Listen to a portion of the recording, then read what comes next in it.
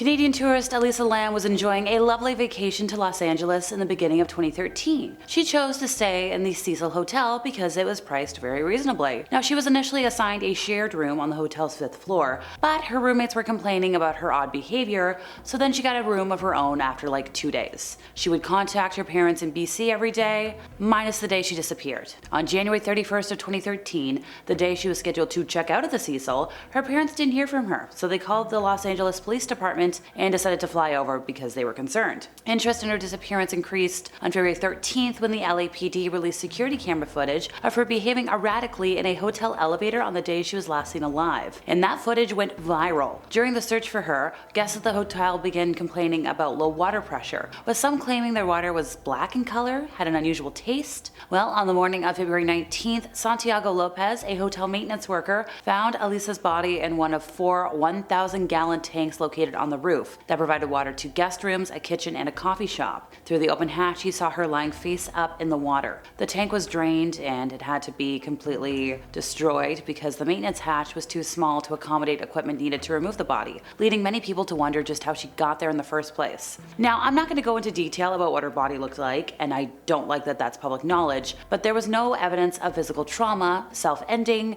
intercourse, or force. Toxicology tests showed traces consistent with prescription medication that was found among her belongings, but nothing crazy. Like a small quantity of ingesting a liquid, but nothing recreational other than that. Canadian nature lovers' attempt to capture wildlife on camera backfired in the most terrifying way after she somehow documented what appeared to be nude witches eating a carcass at night right by her house. Cornea Stanhope said, "I don't know what the heck was up with that. It really freaked her out. It's not something you see every day." The bone-chilling photos, taken just after sunset, showed 2 disheveled-looking women with long black hair obscuring their faces, squatted over the remains of a deer and dining on it. The wicked hungry pair is completely in the nude, except for what looks like loincloths over their nether regions in the found footage horror film-esque scene. Social media seemed convinced that the Canadian had witnessed witches, a local cult, or some other malevolent entity performing a demonic ritual. One viewer said, "This is actually terrifying." And somebody said, "That's an S-walker. They look human.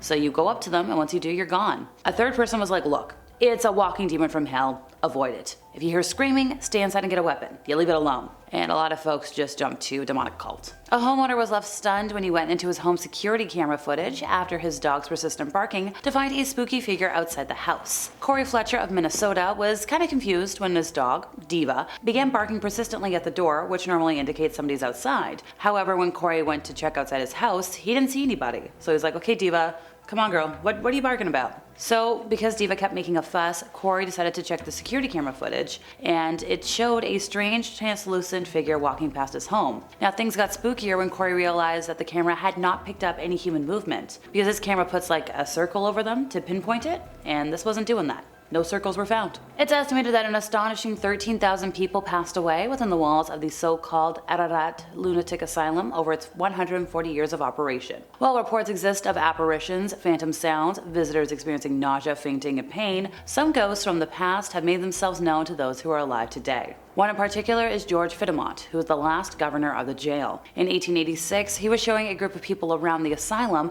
when they started down a set of stairs. Suddenly, George fell to his knees and suffered a major heart attack. Now, these days, tour guides and visitors hear heavy footsteps and banging on that same stairwell. But when they go to take a look, nobody's there. Gary Webb was a career criminal, had a long rap sheet, and was finally sent here. So he got comfy there. He started to write letters to the media, telling them the inhuman and horrible things he was going to do when he got out. Citizens began to worry, and a special law actually got passed to keep him contained there for the rest of his life. Now, at this point in time, Gary started to self-harm and was hospitalized 70 times. He even managed to get rid of something 3 times during his sentence. Today, he is said to haunt his former room, screaming at visitors to get out and pushing them out the door. If you visit the shock therapy room, be careful. Some folks feel a tingling sensation or very faint, or even enter a coma-like state until they get out.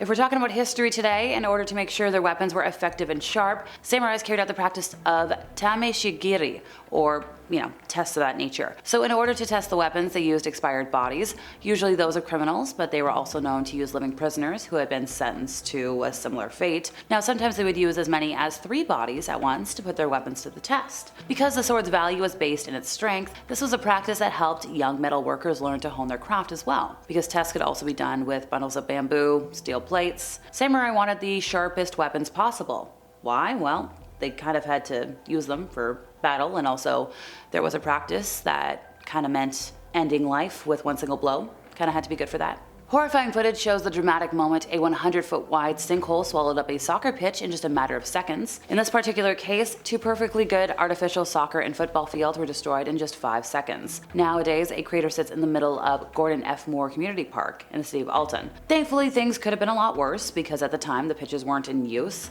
because if they were, anybody within a couple of feet of the sinkhole probably wouldn't be here. Going off of the sheer ferocity that floodlight was thrown into the gaping hole. Is Queen Elizabeth haunting Windsor Castle almost, 2 years, maybe 3 years after she died? Well, according to a royal fan who was on the premises as the building is open to the public, the late monarch was apparently captured in a couple of snapshots. RadarOnline.com reported the visitors spotted a white flash in their lens while taking the picture inside the castle, and they mentioned that they are not a believer in anything beyond the grave, but they don't think there's any arguing with these images. They are fully aware that people will say it could be a trick of the lens, a light flash, whatever, but they looked into it, and it's highly unlikely the form in their images of that. It's clearly the Queen's spirit. She looks so unsettled. You can kind of tell by her expression. She kind of looks like she's in limbo, she's lost. And this tourist mentioned that they were a royalist, and it was sad for them to think that she was wandering around forever dressed in one of the outfits she used to wear on state visits. As you can see, she's got the old handbag, the coat, the hat. They were just stunned they were able to capture this. And it's no wonder she's troubled. Look at the mess her family is in. She was the glue that held that institution together. And now she looks kind of anguished over what's happening to it. Located in Eureka Springs, Arkansas, the Crescent Hotel was erected in 1886, and it served like a lot of purposes over time. There was a luxury resort, it was a conservatory for young women, it was a junior college, but I think its strangest mark on history came in 1937 when it got an owner by the name of Norman G. Baker. Now, Norman was a millionaire inventor and radio personality who decided to pose as a doctor, despite having no medical training, and he wanted to turn the hotel into a hospital that could, cure cancer. He was eventually found out, run out of town, but his spirit somehow found its way back to the hotel and found some otherworldly company as well. So the now operating Crescent Hotel has been haunted by like 8 ghosts, other than Buddy over there. When current owners Marty and Elise bought it in 1987, they hired a couple of certified mediums to do a reading of the building. And they're like, yep, this place is a portal to the other side. So as in a dimension that holds the spirits of the dead, can be accessed by those on the same frequency as ghosts. The portal is located on top of what used to be the morgue. And one thing I like to stress, especially with dealing with angry ghosties, don't disturb the graves, and a formal archaeological dig was done on the property in 2019, uncovering Norman's bottle grave, with a lot of those glass containers clearly showing fleshy remains, while others are believed to have held his assorted curing potions that never cured anybody. If you'd like to see them for yourself, they're on display in the Crescent's morgue. Oh, I almost forgot.